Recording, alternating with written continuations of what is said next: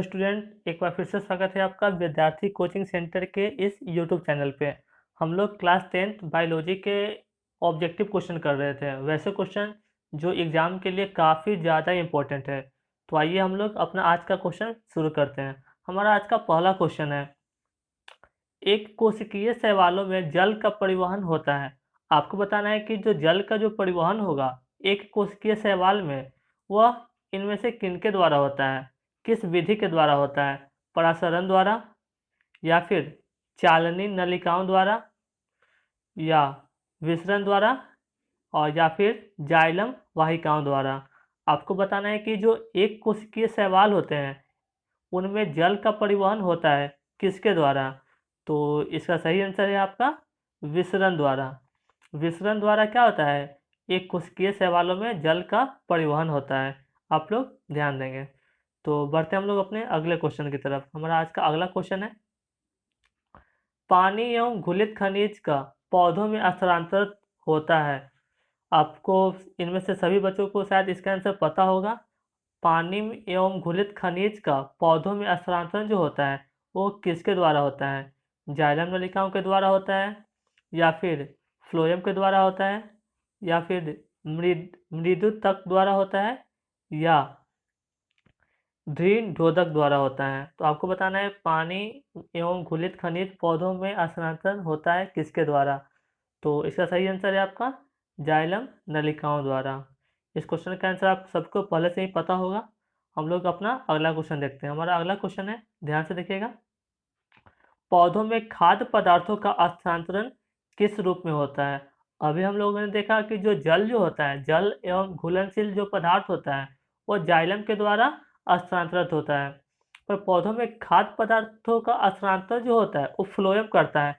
इस बात को हम जानते हैं, पर जो खाद्य पदार्थ है उनका स्थानांतरण किस रूप में होता है?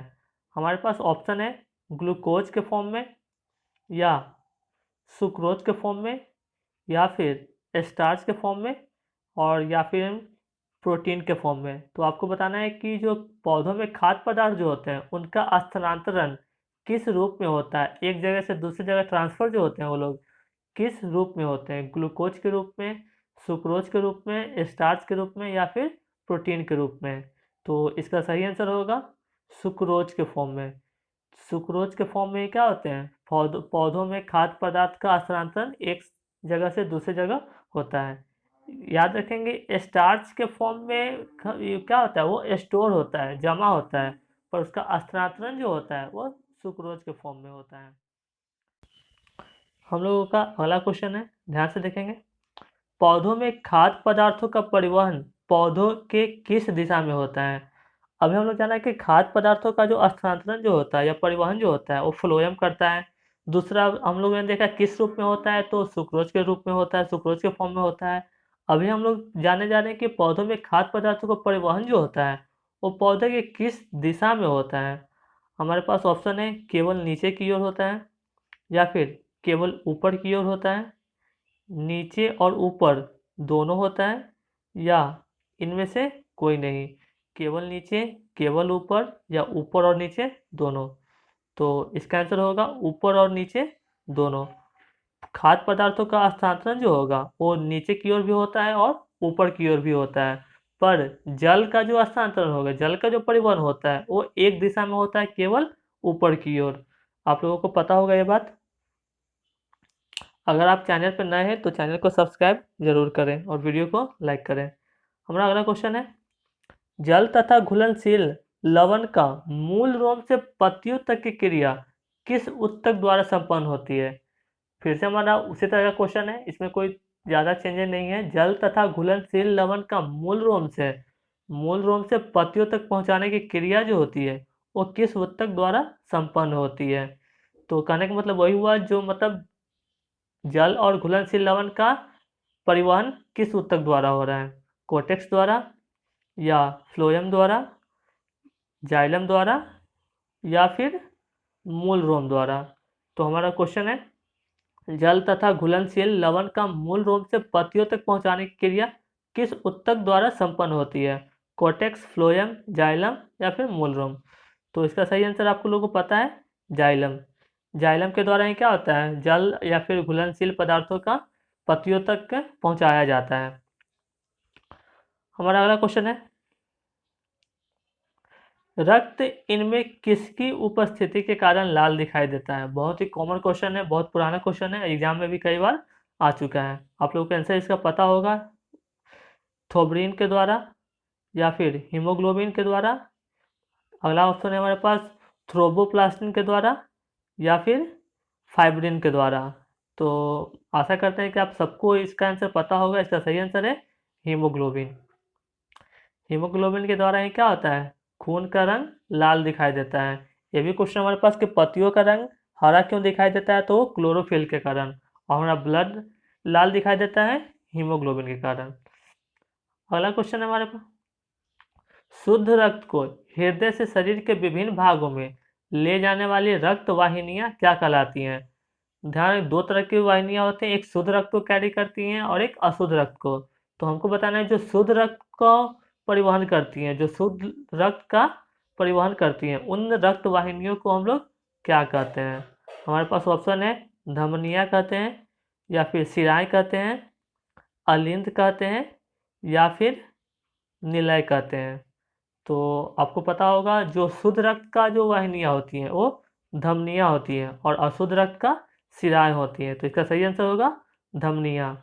और एक और आप लेंगे फुफ्फुस धमनियाँ, जो पढ़ा होता है, जो क्या है अपवाद के रूप में है, जो क्या करती हैं अशुद्ध रक्त को हृदय से फेफड़ा तक ले जाती हैं। हमारा अगला क्वेश्चन है, हृदय के वेश्मों का शिथिलन कहलाता है। ध्यान देंगे, हृदय के वेश्मों का शिथिलन, हृदय दो, एक संकुचन करता है और दूसरा शिथिलन करता है।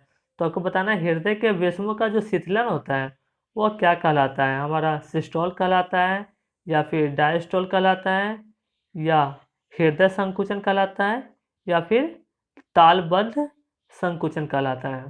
तो हृदय के वेश्मों में जो शिथिलन होता है, तो इसका सही आंसर है हमारा डायस्टोल। डायस्टोल में क्या होता है, हृदय के वेश्मों का शिथिलन होता है। अगला है हमारे पास क्वेश्चन, पौधे के किस क्रिया के द्वारा बाहरी वातावरण से ऑक्सीजन कोशिकाओं को पहुंचता है। पौधों में किस क्रिया के द्वारा बाहरी वातावरण से ऑक्सीजन कोशिकाओं तक पहुंचता है। हमारे पास ऑप्शन है, विसरण द्वारा, किण्वन द्वारा, प्रकाश संश्लेषण द्वारा, या फिर हमारा क तथा ख, विसरण और किण्वन दोनों द्वारा। आपको बताना है इनमें से किस क्रिया के द्वारा बाहरी वातावरण से ऑक्सीजन कोशिकाओं को पहुंचता है। तो इसका सही आंसर होगा विसरण द्वारा। विसरण ऐसा प्रोसेस है जिसमें क्या होते हैं, बाहरी वातावरण से ऑक्सीजन पेड़ पौधे के कोशिकाओं तक पहुंचते हैं। तो इसका सही आंसर है हमारा विसरण। अगला क्वेश्चन हमारे पास, प्रकाश संश्लेषण की क्रिया निम्नलिखित में से क्या नहीं होता है। प्रकाश संश्लेषण की क्रिया में निम्नलिखित में से क्या नहीं होता है। जब प्रकाश संश्लेषण होते रहता है तो निम्नलिखित में से क्या नहीं होता है।